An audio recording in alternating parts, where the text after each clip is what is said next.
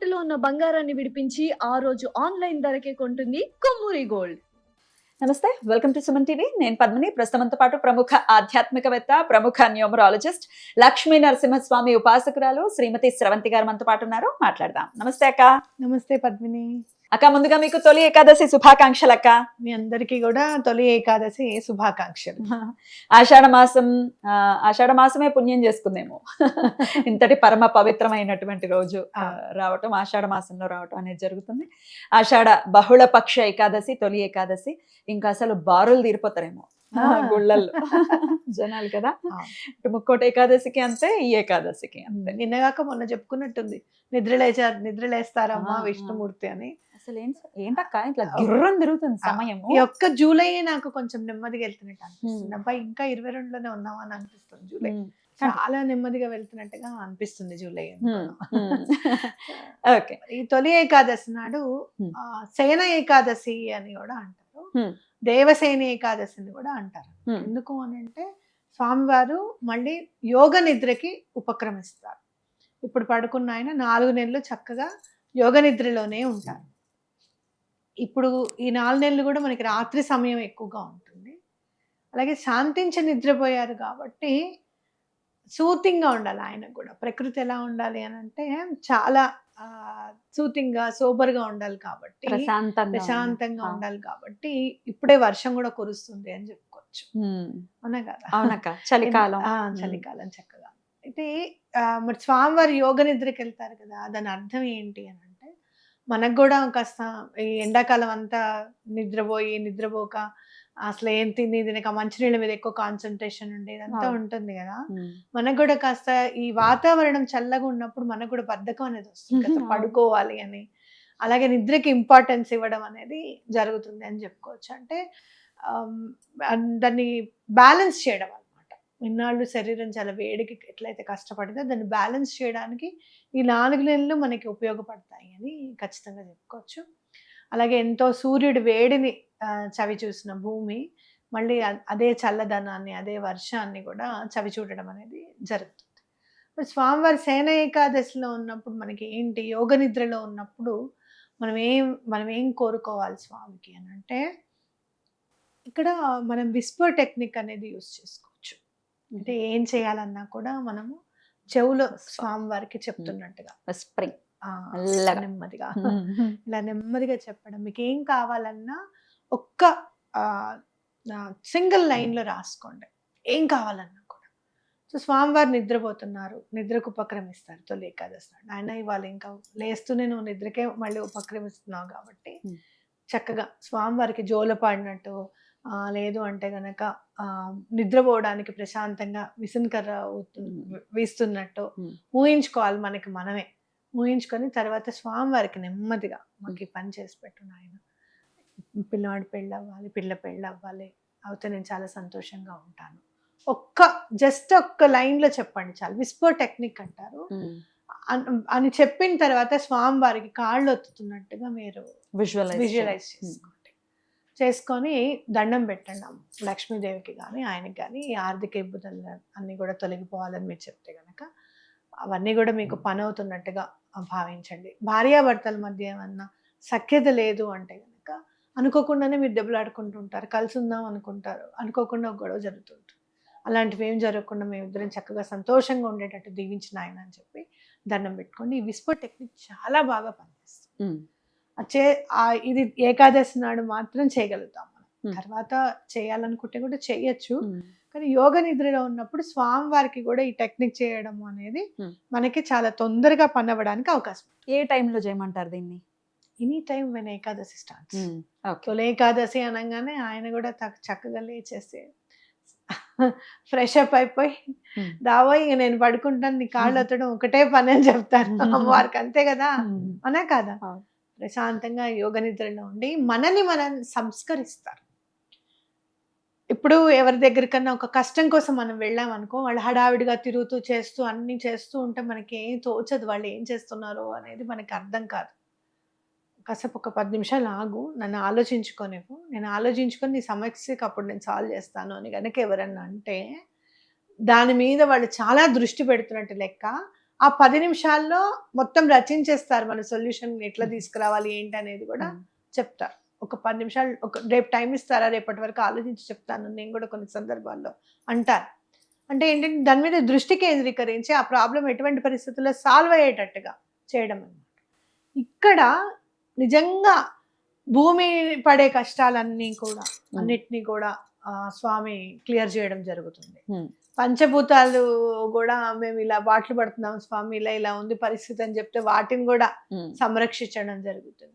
ఎవరినైనా ముందు ఏ కష్టమైనా రానివ్వు, చివరికి శివయ్య ఇచ్చిన బోలాశంకరుడు ఇచ్చిన వరం వల్ల ఇబ్బంది పడుతుంటే కూడా మళ్ళీ వచ్చి విష్ణుమూర్తి దగ్గరికే వస్తాం. ప్రాబ్లం సాల్వేషన్ చేసేది ఎవరు, ప్రాబ్లం సాల్వర్ ఎవరు అని అంటే మనకి విష్ణుమూర్తి. కాబట్టి ఈ టైంలో మనకి ఆ ప్రాబ్లం సాల్వ్ చేసుకోవడానికి అవకాశం దొరుకుతుంది. ఓకే, సో ఖచ్చితంగా ఈ విస్పర్ టెక్నిక్ ని వినియోగించుకోవాలి, చక్కగా చేసుకోవాలి. అలాగే శరీరం నుంచి వచ్చే ప్రాబ్లమ్స్ అన్ని కూడా సాల్వ్ అవ్వడానికే ఈ చాతుర్మాస దీక్ష అని చేస్తారు. ఇది వరకు పెద్దవాళ్ళు అందరూ చేసేవారట, కానీ పీఠాధిపతులు మాత్రమే కాదు, సన్యాసి గృహస్థుల్లో కూడా ఇళ్లలో ఒక్కడు ఉంటాడు, నాకు ఇంకా సన్యాస దీక్ష, నా పిల్లల్ని అందరినీ కూడా మీరే చూసుకోండి, నేను దేశాంతరాలు తిరిగి గుళ్ళన్నీ తిరుగుతూ నేను మన ఇంటి కోసం అని చెప్పి నేను దండం పెట్టుకుంటానన్న వాళ్ళు చాతుర్మాస దీక్ష చేసేవారు. అంటే అదర్వైజ్ మామూలు గృహస్థులు, మనం మామూలు నిత్య దైనందిన జీవితంలో ఉన్నాము, మామూలు గృహస్థుగానే ఉన్నాం, చేయకూడదా? చేయకూడదు. సన్యాసం తీసుకున్న వాళ్ళు మాత్రమే చాతుర్మాస దీక్ష తీసుకోవాలని నాకు తెలుసు. మరి పవన్ కళ్యాణ్ చేశారు అని విన్నాం కదా, ఇంట్రెస్ట్. ఇప్పుడు ఒకటి ఎవరైనా కూడా ఇది వీళ్ళే చెయ్యాలి అని సనాతన ధర్మం ఎప్పుడు కూడా స్టాంప్ వేసి వదలలేదు. వీళ్ళు చెయ్యండి అని చెప్తుంది కానీ వీళ్ళే చెయ్యాలి అని చెప్పరు. అర్థమైందని. రైట్. కాబట్టి కొన్ని కొన్ని సందర్భాల్లో కొన్ని కొన్ని ధర్మాన్ని బట్టి మనం పాటిస్తూ ఉండాలి. మరి ఆయన ఎందుకు చేశారో, ఎక్కడి నుంచన్నా ఏ పీఠాధిపతి నుంచన్నా అనుజ్ఞ తీసుకుని చేసి ఉండొచ్చు.